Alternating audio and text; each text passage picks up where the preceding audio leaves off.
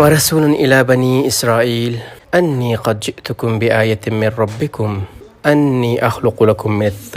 الطين كهيئة الطير فانفخوا فيه فيكون طيرا بإذن الله وأبرئ الأكمه والأبرص وأحيي الموتى بإذن الله وأنبئكم بما تأكلون وما تدخرون في بيوتكم إن في ذلك لآية لكم إن كنتم مؤمنين۔ عیسیٰ علیہ السلام کے جو کچھ معجزات تھے، ان معجزات کے حوالے سے کسی کو اختلاف نہیں ہے، جمہور تمام علماء اس پہ متفق ہیں کہ یہ عیسیٰ علیہ السلام کے فزیکل معجزات تھے کہ وہ کسی ایک مٹی کا ایک پرندہ بناتے تھے اور اس میں اللہ کے حکم سے پھونک مارتے تھے تو وہ پرندہ اڑ جاتا تھا۔ اسی طریقے سے جو کوئی بیمار ہوتے، لا علاج ہوتے، اللہ کے حکم سے وہ ان کو ٹھیک کر دیتے تھے۔ وَأُنَبِّئُكُم بِمَا تَأْكُلُونَ وَمَا تَدَّخِرُونَ فِي بُيُوتِكُم۔ یہ جو بنی اسرائیل کے علماء تھے، کرپٹ علماء تھے، یہ ان کے لیے ہے کہ ان کو یہ کہا جا رہا ہے کہ بظاہر تم کچھ بھی نہیں کھاتے ہو، تم بہت پرہیزگار ہو، روزے بھی رکھتے ہو، بہت کم کھاتے ہو، لیکن جو تم نے گھروں کے اندر لوگوں کا مال ظلم سے لے کے ذخیرہ کیا ہوا ہے، میں تمہیں اس کے بارے میں بھی بتاؤں۔ تو کچھ مفسرین اس طرف بھی گئے ہیں کہ عیسیٰ علیہ السلام ان کو بتاتے تھے کہ جو تم نے ظاہری لبادہ اور رکھا نا، بہت سارے ایسے کرپٹ قسم کے لوگ ہوتے ہیں۔ آپ انفارچونیٹلی ہمارے ہاں جو ہے وہ بہت سے پیر ایسے ہیں جن کے پاس جو ہے وہ کروڑوں اربوں روپے ہیں اور بظاہر وہ بہت نارمل سی زندگی گزار رہے ہیں، لیکن وہ لوگوں کے چندے اور لوگوں کے نذرانے اکٹھے کیے ہوئے، گھروں میں اکٹھے کیے ہوئے، تو یہ کچھ ان کے نزدیک اس کے حوالے سے۔ اور جو یہ اوپر آتا ہے،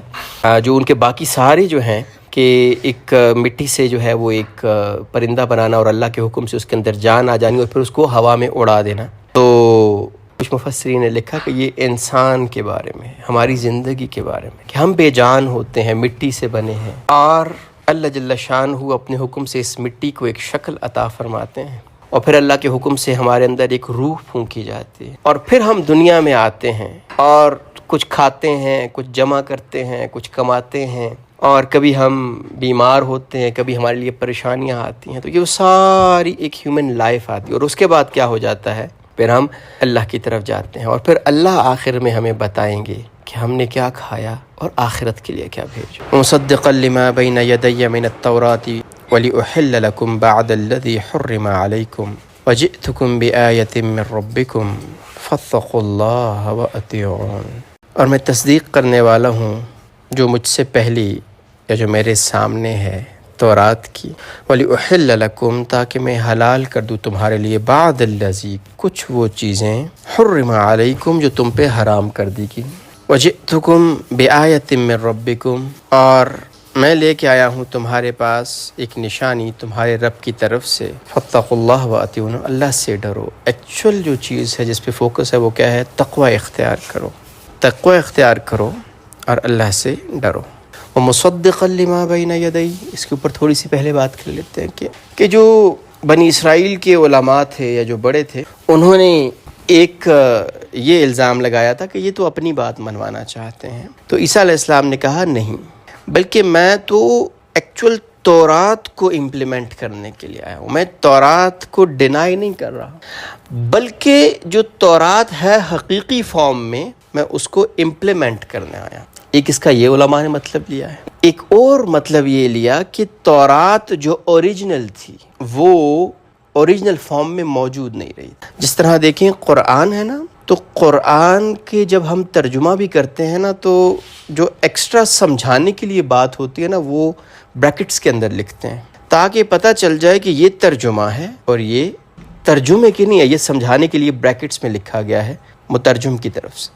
اگر ہم تفسیر کرتا ہے، کوئی تفسیر کرتا ہے قرآن کی، تو قرآن کے ورڈز علیحدہ لکھے ہوتے ہیں، تفسیر علیحدہ لکھی ہوتی ہے، جبکہ تورات کے ساتھ ایسا نہیں تھا۔ اب بھی تورات اور انجیل کے ساتھ ایسا نہیں ہے کہ جو تو تورات کے ورڈز تھے وہ بھی لکھ دیے، اور ساتھ ہی ساتھ جو اس کی انٹرپریٹیشن تھی، جو تفسیر تھی، جو کوئی بات بیان کرنا چاہ رہا تھا، کسی نے اس سے ایک مسئلہ نکالا تھا، وہ بھی ساتھ ساتھ لکھ دیا گیا۔ تو اب یہ چیز ناممکن ہو گئی یہ فائنڈ آؤٹ کرنا کہ یہ جو لکھا ہوا ہے اس میں سے کون سے ورڈز، کون سا جو ٹیکسٹ ہے وہ اللہ کی طرف سے، اور کون سا بات جو علماء نے یا مفسرین نے اس کے اندر ایڈ کیا ہے۔ تو وہ مصدقا لما بین یدیہ کا ایک مصداق یہ بتایا گیا ہے مفسرین کی طرف سے کہ عیسیٰ علیہ السلام نے آ کے ان کو بتایا کہ ایکچوئل تورات یہ ہے، اور یہ جو باقی ہے نا یہ تمہارے علماء نے یا کسی نے اپنی طرف سے ڈال دیا۔ پھر اسی طریقے سے ہم نے سورہ بقرہ میں پڑھا تھا کہ بنی اسرائیل کی ایک بہت بڑی جو ایک بڑا جرم تھا کہ وہ انہوں نے احکامات کو تبدیل کر دیا تھا،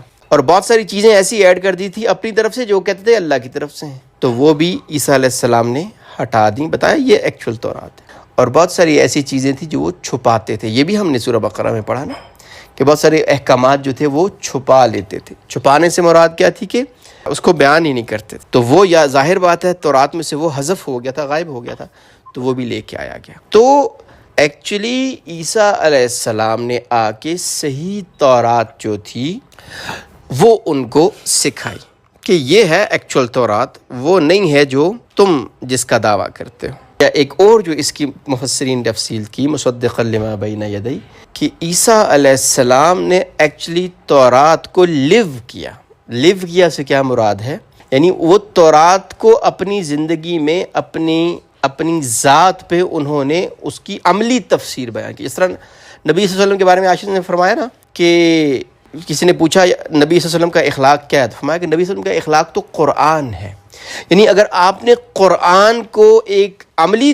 فارم میں دیکھنا ہے تو نبی صلی اللہ علیہ وسلم کی ذات کو دیکھ لو۔ اسی طریقے سے اگر تورات کو لیو کرنا ہے یا تورات کی ایک عملی شکل دیکھنی ہو تو عیسیٰ علیہ السلام کی فارم میں موجود تھی، من بین یدی، سامنے۔ تو یہ مختلف تفاسیر مفسرین نے بیان کی ہیں۔ عیسیٰ علیہ السلام کی جو شریعت تھی، شریعت نہیں چینج ہوئی، یعنی جو احکامات تورات کے تھے وہ ایز سچ چلے انجیل میں بھی، یا وہ عیسیٰ علیہ السلام نے بھی وہی امپلیمنٹ کی۔ تورات مجموعہ تھا احکامات کا، اس کے اندر حکمت کیا تھی، اس کو کس طریقے سے امپلیمنٹ کرنا ہے، وہ چیزیں اس کے اندر موجود نہیں۔ انجیل کے اندر احکامات کی حکمت بیان کی گئی کہ اس حکم کی، اس ممانعت کی کیا حکمت ہے، اس کام کے کرنے کا کہنے کی کیا حکمت ہے۔ تو یہ ایک طرح سے مجموعہ تھا جو انجیل اور تورات مل کے بیسیکلی بتا رہے تھے کہ یہ حکم ہے اور یہ حکم کی وجہ ہے، یہ حکم کی حکمت ہے۔ اور یہ چیز بہت زیادہ امپورٹنٹ تھی جو کہ اگلی کے ساتھ بھی آتا ہے، وَلِأُحِلَّ لَكُمْ بَعْدَ الَّذِي حُرِّمَ عَلَيْكُمْ، اور میں حلال کرنے کے لیے آیا ہوں تمہارے لیے وہ کچھ چیزیں جو تمہارے اوپر حرام کر دی گئی ہیں، تم نے خود حرام کر دی ہیں یا تمہارے علماء نے تمہارے اوپر حرام کر دی۔ اکثر مفسرین نے اس کا یہی ترجمہ لیا ہے۔ اس کا جو زیادہ مفسرین جس طرف گئے ہیں کہ وہ یوم السبت کے حوالے سے، یعنی ہفتے والے دن کے حوالے سے۔ یہودیوں کے ہاں، بنی اسرائیل کے ہاں ہفتے کا دن بہت امپورٹنٹ تھا،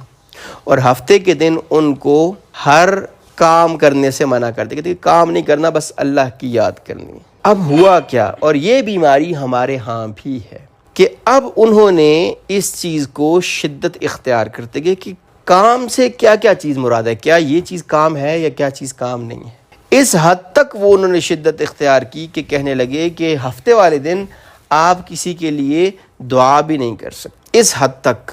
کسی کی تیمارداری بھی نہیں کر سکتے۔ یہ ایکچول حکمت کے خلاف۔ اسی طریقے سے اسلام کے اندر بھی ایک حکم آتا ہے، اللہ نے قرآن کے اندر ایک حکم دیا، اللہ کے نبی صلی اللہ علیہ وسلم نے ایک حکم دیا، اس کی ایک حکمت ہے، اس کی ایک وجہ ہے، اس کی ایک ریشنل ہے، اس کا ایک یوں سمجھ لے کہ ایک مقصد ہے۔ اگر ہم اس حکم کو سختی کرتے کرتے کرتے کرتے لے کے چلے جائیں، پھر وہ کئی مرتبہ حکم کی حکمت اور مقصد تو کہیں دور غائب ہو جاتا ہے، اور جو چیزیں اس سے ریلیونٹ نہیں ہیں وہ پھر آ جاتی ہیں۔ تو یہ ایک امپورٹنٹ چیز ہے، کوشن ہونا، احتیاط کرنا، تقوی اختیار کرنا، یہ ایک علیحدہ چیز ہے۔ لیکن کسی چیز کو حرام کہہ دینا، یہ کام صرف اللہ اور اللہ کے رسول کر سکتے ہیں۔ کوئی عالم، کوئی مفتی، کوئی امام، کوئی انسان، کوئی مفسر، کوئی فقیہ، کوئی بھی کسی چیز کو حرام قرار نہیں دے سکتا جو اللہ اور اللہ کے نبی نے حرام نہیں کہی۔ ایک ہوتی ہے احتیاط، طریقے سے رمضان ہے تو ایک رمضان کی روح ہے، ایک روزے کا بدن ہے۔ آپ نے سحری کھانی ہے جی، آپ نے دن بھر کچھ کھانا پینا نہیں ہے، اور پھر افطار کرنا ہے، اور ایک روزے کا مقصد ہے تقوی اختیار ہو، تقوی ہمارے اندر ہے، اللہ کا تعلق پیدا ہو۔ روزے کی ایک روح ہے، اس میں یہ کام کرنے ہیں، یہ نہیں کرنے، اللہ سے تعلق بنانا ہے۔ تو اگر ہم مقصد کو بھول جائیں گے نا، پھر بھی کام خراب ہو جائے گا۔ کئی مرتبہ ہم سختی کر کے چیزوں کو، احتیاط سے نہیں، سختی کی وجہ سے، یہ سمجھنے کی وجہ سے کہ دین میں سختی کریں گے تو زیادہ اللہ کے قریب ہوں گے،